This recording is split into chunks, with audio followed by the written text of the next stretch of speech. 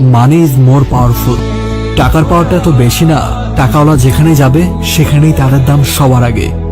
তুমি একটা চাকরি নিতে যাও, লাখ লাখ টাকা ঘুষ দিতে হবে, তাছাড়া তোমার চাকরি হবে না।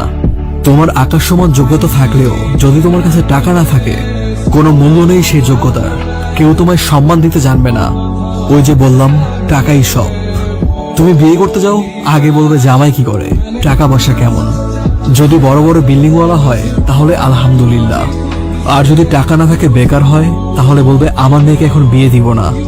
ভালোবাসা মানুষটাকে দামি দামি গিফট দাও, দেখবে তুমি পৃথিবীর সেরা বয়ফ্রেন্ড বা গার্লফ্রেন্ড। আর টাকা না থাকলে তুমি একটা ছোট লোক, চাও তোমার সাথে ব্রেকআপ।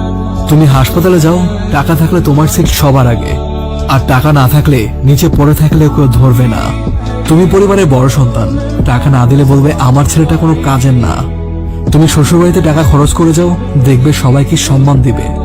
খালি হাতে যাও, দেখবে সবাই ছোট করে এটা ওটা কত কথা বলবে। কোনো অনুষ্ঠানে যাও, সেখানেও টাকাওয়ালারা দামি সিটগুলো দখল করে নিয়েছে। তুমি বেকার, তোমাকে কেউ জিজ্ঞেস করবে না তুমি খেয়েছো কিনা। কিন্তু তুমি টাকাওয়ালা হও, সবাই ফোনের পর ফোন দিবে খাওয়ার জন্য। বেকার অবস্থা যখন তোমার টাকার প্রয়োজন হবে, তখন তুমি কারো কাছ থেকে টাকা পাবে না।